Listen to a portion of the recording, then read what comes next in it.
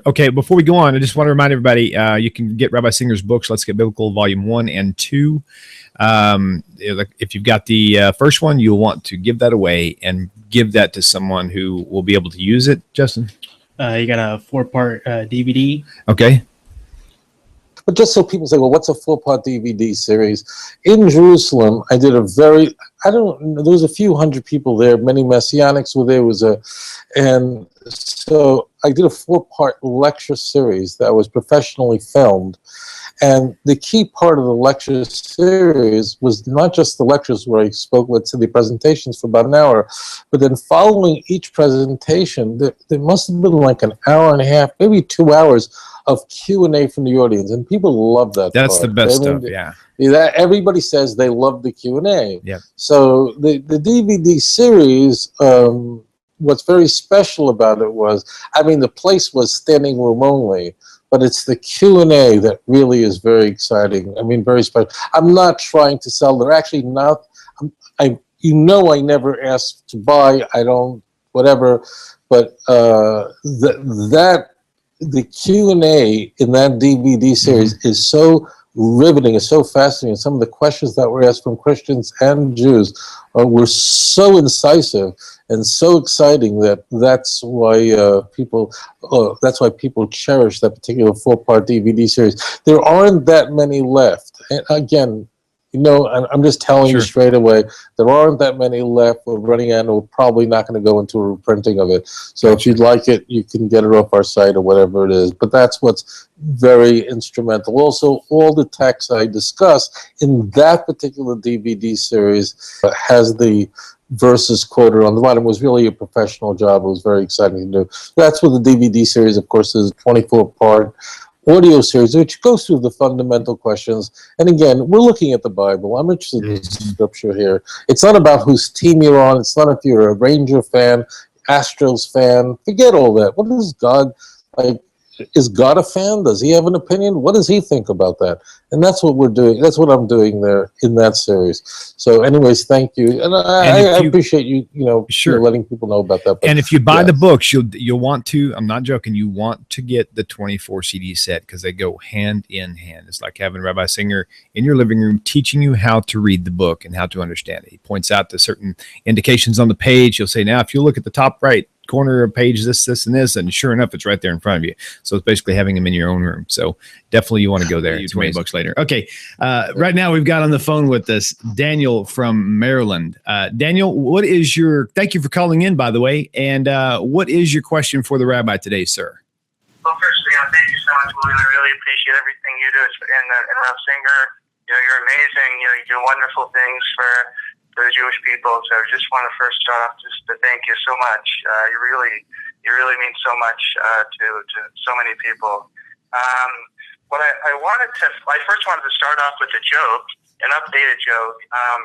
Why did God create Scientologists? Why did God create Scientologists, you say? Yeah, so that Mormons would know how Jews feel. Oh, so that Mormons would know how Jews feel. Yeah.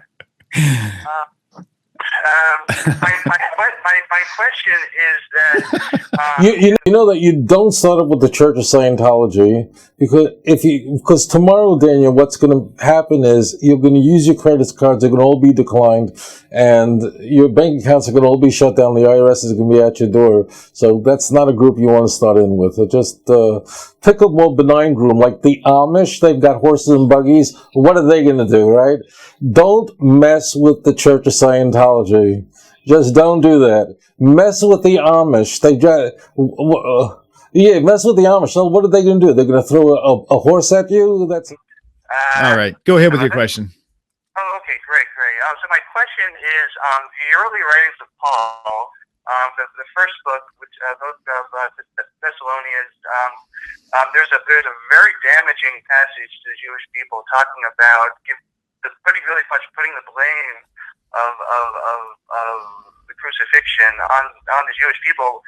My question is, doesn't really make sense why that early writings would say that. It seems as if they were going to say that they would put the blame on the Pharisees or a group of Pharisees. So my question is this a passage that was later added in by Constantine or the early the early churches, and was it later added into that, or did Paul really mean for that statement of either? Because obviously it had been, and I guess still is today, it's just a very damaging accusation.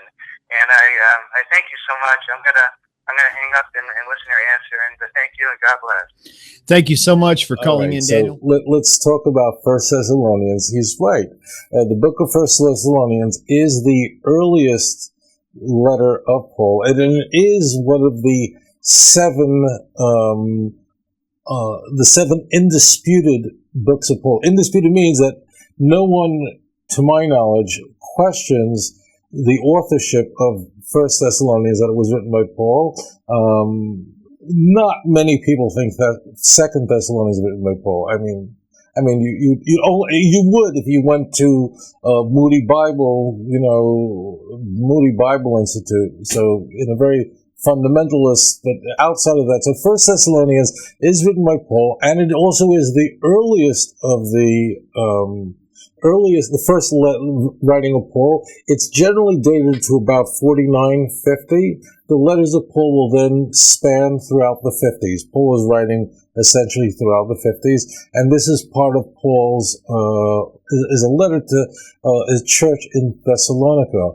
And yes, the earliest manuscripts we have of the text we're very interested in, and the text you're quoting, is in 1 Thessalonians chapter 2, verse 14 through 16. That's the passage. And the earliest manuscripts we have, well, they're really fragments, are there. That means this is not interpolated later, but rather this is very likely from the hand of, not very likely, all the evidence points that this is original. There's no reason not to believe that. No scholar questions it. And the reason is very simple. Paul spoke differently to different audiences.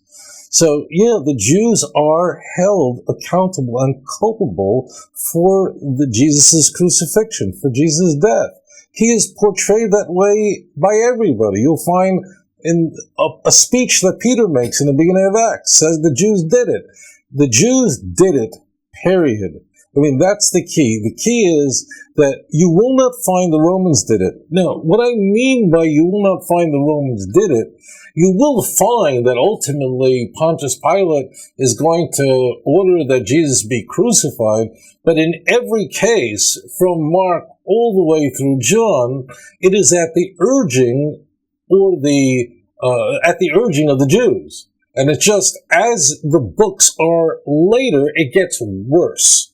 That means that the responsibility of Pontius Pilate, who was the authority until 37, he was the authority at the time, his culpability recedes, and the culpability of the Jews intensifies. But it is always Pontius Pilate going, I see this guy is innocent. In fact, his wife is going out. We'll only find Pontius Pilate's wife introduced to us in the book of Matthew, in Matthew's infancy passion narrative.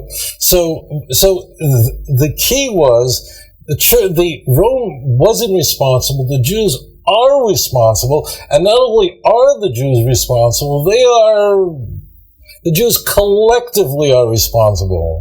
Even as they did of the Jews, who both killed the Lord Jesus Christ and their own prophets, and therefore contrary to all mankind. That's there. What do you think?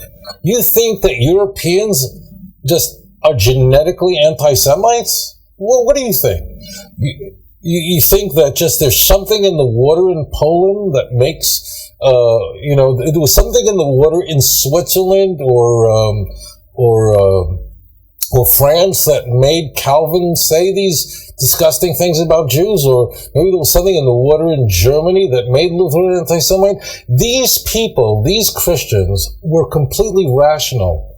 If you read, now, this is not like Tovia Singer is trying to present the Christian Bible in an unfavorable light. I encourage you to check it out for yourself, to read the commentators of Matthew Henry, how Spurgeon preached. These are fairly kind of benign guys. I mean, you go back to the church fathers, they all read this the same way. They all did, and they were rational. There was nothing wrong with these people. What I'm conveying to you is, it is the text that demonizes the Jewish people as a nation that was capable of killing God, of committing deicide. Now, granted, at this early stage of Christianity, in the year 4950, Jesus has not been deified yet. He is not the God, part of a triune Godhead. That is a later Christian invention.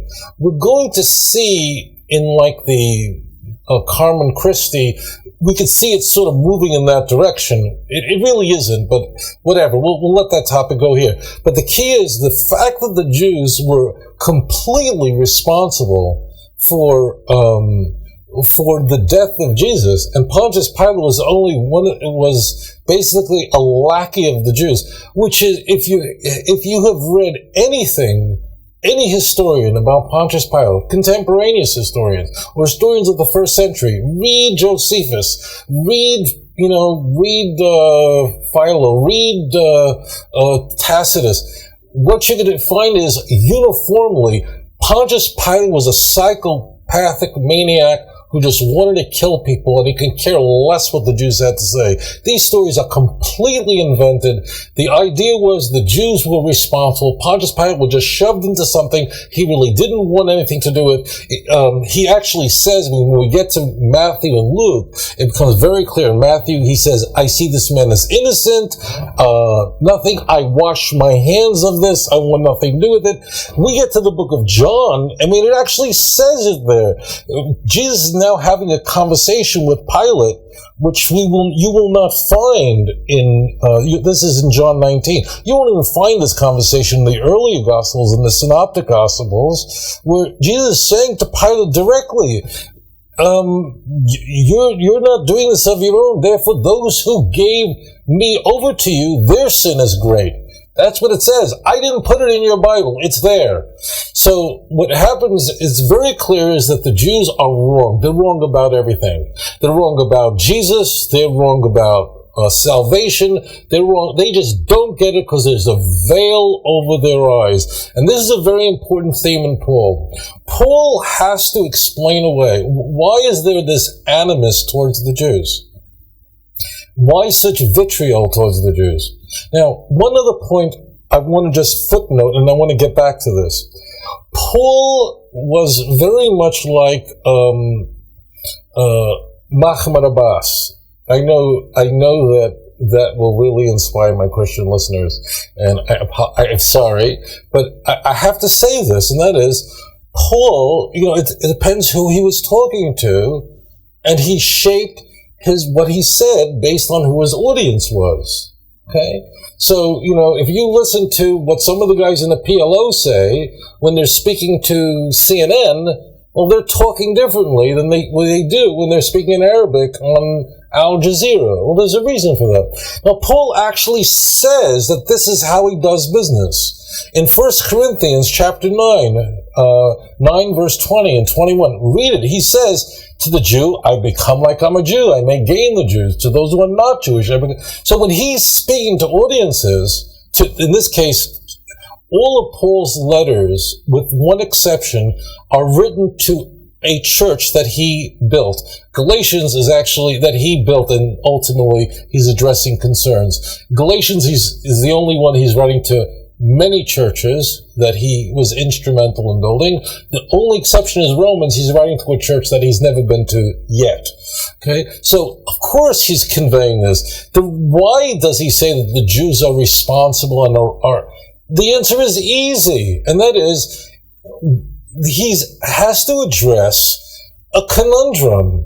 Why don't the Jews believe in Jesus? If it's that obvious, if it's that clear that Jesus is the Messiah, if the proof and truth of the Christian faith can be demonstrated from the Hebrew scriptures, that Jesus is the fulfillment of the promises of the Jewish Bible, if that's in fact the case, which is in fact, not only is that the case for Paul, in the Pauline thinking, and this is going to really be gyrated and hyped up really tight, really hard in Hebrews. We don't know who wrote Hebrews. It was long thought that Paul was the author of it, and that thinking is what got Hebrews canonized. Now Christians are, but Hebrews is definitely Pauline. Whoever wrote it is influenced by Paul. The idea is that not only is he fulfillment, all of it is just a foreshadowing of Jesus. So the reason why you have this vitriolic hatred of the Jews, and it's always the Jews, they've done everything well, they're contrary. Look at the text. They hinder us at every stage, verse 15. Look it up for yourself. Again, it's 1 Thessalonians chapter 2, verse 15. Their hindrance, they are, they won't let us tell the Gentiles, they won't let us preach. They have always been that way. And therefore the wrath of God is upon them to the uttermost. Now, why is he doing this? Is Paul the head of the Ku Klux Klan? There's a reason for this, okay? This is methodical. And incidentally, it worked. You must know this, that the effort there's a reason why this stuff about the Jews is there. It actually was a highly successful endeavor. The effort was to answer a problem that Christians had.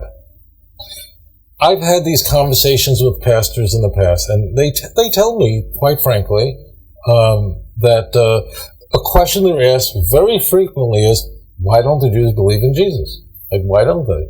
The Jews have a reputation of being, fairly intelligent people. They're the only ones who can read the Bible in its original language. They're the people who met Jesus. When missionaries came to Papua, they found tribes who were pantheists, whatever they believe in, they didn't meet Jesus. We did. We were there. Why don't the Jews believe? So there are two ways you can explain this. One way would say is that the Jews have examined the claim, looked at the evidence that has been put forth, been submitted by the church, and have drawn a different conclusion. And they're saying, no, actually, we don't believe in Jesus because we see these texts differently. That's one way. That would be the truth, of course. They can't do that. Why can't they do that? It's very simple. Because every Christian will go, well, why don't they see it the way we see it? You got what I'm saying? And not only that, it's the Jews. These are the smart guys. It's their Bible. How come they don't get it? Therefore, what Paul has to do, and what the Gospels will do, it's not like they're trying to start a Ku Klux Klan rally, but all of this stuff, if you go to David Duke's website, if you go, forget David Duke, go to pick your church father, go to pick your Ryrie study, I don't care what you pick. That's like Charles Caldwell Ryrie, not an anti-Semite. He was a premillennial dispensationalist. Pick which one you want. They're all interpreting it the way I say it. Okay? So I'm not putting this is not like my run on it. They all read it that way because that's what it says. Now the question is why? Why is there this animus towards the Jews? And again, it's not saying the Jews were wrong about this issue. The key is that the Jews are the enemies of God and they just get everything wrong. And I think now you're beginning to understand why we would have passages like this. The key was, just as they were so wrong about rejecting God's Son, you see, so therefore they're wrong about understanding their own scripture. And we're going to see this concept. The Jews just get it wrong. Okay. All over the place. Rabbi, I was going to move to the next, the next question directly on the list. However, you're right at the doorstep of this next question. And so I'm going to go ahead and push this out here now. This is from Connie Wedded from Facebook. What is meant by Romans 11:13 through 14 to provoke the Jews to jealousy? And my further question would be, what is it that they're presenting that would make the Jews jealous? Because my understanding of it is there's really not a whole lot there. If a Jew really knows, or even a Gentile really knows the Tanakh, it doesn't look like really what they're presenting is anything of great value at all. Romans 11 is addressing Israel's rejection of the rejection of Jesus, but the idea is that actually it depends who you ask. So it's interesting that both those who believe in replacement theology and those who reject replacement theology both appeal to Romans 10 and 11. Because different passages in this text convey a different message. So much so that there's a theme in the book of Romans, and that is, after Paul is like knocking at the law and knocking at the Jews, he's going, oh, am I saying that the Jews really are bad? Heaven forbid, they're the living branches. To them was given the oracles of God, and so on and so forth. Now, the reason you'll see this kind of language, where Paul is sort of vacillating in Romans, back and forth, we have has God rejected you? Heaven forbid, they're the natural branches, you're just grafted in. If God could uproot the natural branches, how much so those that are the branches that are grafted in? I'm quoting literally from the text we're talking about. Now, why is this kind of talk? Why don't we find this in 1 Thessalonians? Well, because the book of Romans, he is addressing both Jews and non-Jews. It's very clear, it's explicit in Romans that he's speaking to Jews as well. How do you know it? There are many examples. Romans 7, he's literally talking to Jews. He's speaking to his brethren, and he tells them they don't have to keep the law either. So just for now, take my word for it. The book of Romans, Paul is speaking to Jews and non-Jews. That's what's very critical. Therefore, Paul is much more careful in the way he speaks here. If he starts talking too much of the Jews are responsible for killing Jesus in Romans, he's going to offend the folks in Rome, and he didn't get his job yet. That means he's writing this letter to them. He has not been to Rome yet. He has not visited this church. So he's speaking to Jews and non-Jews. So when he's speaking in Galatians, or in Thessalonica, then he can say what he wants, because he's speaking to Al Jazeera. But in the book of Romans, he's now on CNN, so it's a little bit different. So Paul there is going to take now Romans is much later it's later in the 50s than 1 Thessalonians, a much later text. It is probably, checking that, it is the most important letter of Paul. Theologically, it has the great. These 16 chapters have the most important theological teachings of the church are in the book of Romans by far. That's literally it's often referred to as the constitution of the church. Now, so what he's doing here, but again, it's different. Only it's more gentle in that, again, he has to explain away the problem of why the Jews have rejected Jesus. So he's going to say to the people who are not Jewish, be careful, because if the Jews can get torn out, you surely can get torn out. But he has to explain, why are the Jews, this was the big question. We live in a monotheistic I'm just using the word Judeo-Christian world, okay? These are the dominating, unless you're in Saudi Arabia, that's the dominating world. So we're just going to use that term. I don't want to get hate mail that I use that word. Just work with me on this. So therefore, what he has to do is he has to explain, why did the Jews uniformly not believe in Jesus? They don't. There were Jews who were the early believers in Jesus, certainly, but once we're getting into the 50s and, getting to that time, the people who are now converting are largely Gentiles, okay, not Jews. That's done with. Now, from the time Paul's writing, you just can see from his letters, and again, we are working with a dearth of information, means we don't have other competing writings of Paul's opponents as example, because frankly, Christian scribes weren't interested in copying the writings of his opponents. We only know what they believe from what Paul said they believed or what the enemy said. So, moving that forward, Paul now here is going to explain why don't the Jews believe in Jesus.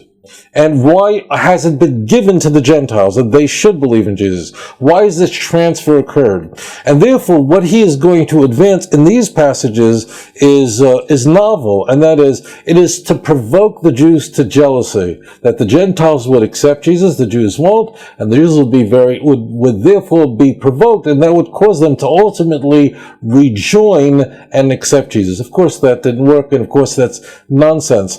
This theme is also repeated in 2 Corinthians chapter 3.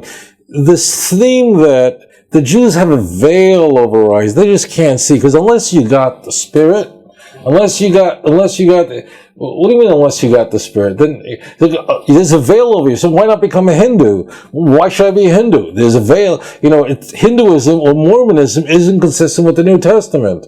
Well, there's a veil over your eyes. Would any evangelical accept such reasoning? No. So that's what Paul is doing here constantly. He's explaining away the conundrum of the Jews, their non-acceptance of this. Let me just give you one other thing. We'll go to the caller.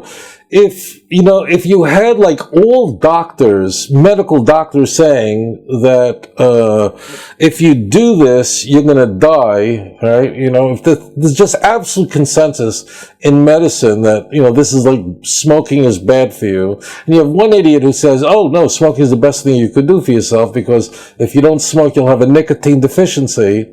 So if you're gonna try to sell that, you've got to deal with the problem that the people who really should know, medical doctors, everybody is against you. Every study done is that smoking has got carcinogenics in it. It's got hundreds of them, and it'll kill you. It'll knock years off your life. So that's what Paul has to explain: is why is it that all the people who should know are saying you're wrong? You're wrong about everything. You have to just to put yourself in that time frame. You'd have to say like the Branch Davidians. It's like someone saying that the Branch Davidians who went up and smoked in Waco, Texas, that is really the true group. And believe it or not, there are Branch Davidians today. They still go on. There are Branch Davidians. That group continued. And there are Branch Davidians around. Well, to most people go, what? You're Branch Davidian? Are you insane? That's done with. That's how insane it was to the Jews to say that Jesus was the Messiah. So, just so you understand, to the Jews was abject ridiculous. That's why Paul says that in fact it is foolishness, because it is foolishness to the Jew, it therefore has to be true. Well, just a final footnote on the Branch Davidian. They said that David Koresh didn't actually die in that fire. You're blinded, baby. You don't have the Spirit. If you had there's a veil over your eyes.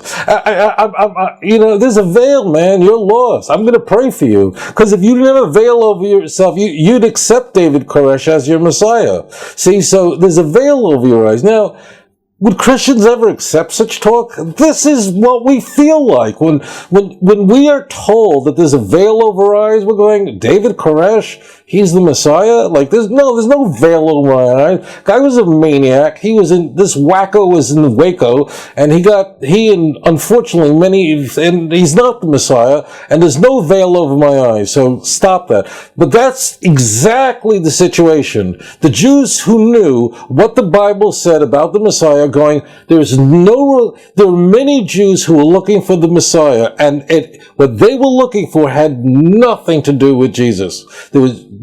Jesus was nothing like any Jew was looking for, and therefore the Jews said it isn't. But the Gentiles didn't know. Christians really, they're good people. And they're capable of this kind of discerning thinking because they really do reject the claims of visions of the Virgin Mary, who somehow never appears in Saudi Arabia, but always seems to appear in Brazil and Portugal. I wonder why. Like, why doesn't she just, appear sometime in Kuwait? No, we don't have reports. Like, somehow she can't get into Kuwait, but she can appear on a peanut butter sandwich in Sao Paulo. Well, why is that? Well, if I was the Virgin Mary and I could fly around everywhere and I didn't have to go through Saudi, I'd be standing in Mecca going, hello, I'm the Virgin Mary. Well, she only seems to come to places where People already and why, here's the key, why do Protestants all discount these visions and experiences with the Virgin Mary? Because they don't believe in Mariology. They reject it. So all of a sudden, all these charismatic Christians completely dismiss all the Mary sightings and visions. Why? Because it doesn't fit their theology, so they dismiss it. And which one do they accept? Benny Hinn. Because Benny Hinn, he believes what I believe. You see how it's worked? So it's, I'm saying, but this stuff is poison Christians. Christians are not genetically bad people. This anti-Semitism, it was created and forged by Christian canonical and post-canonical literature, and it affected them deeply.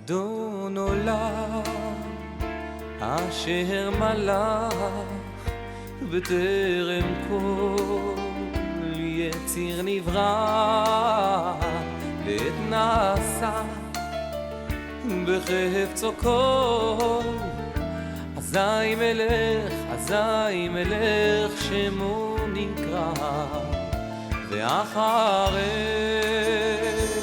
ככלות הכל לבדו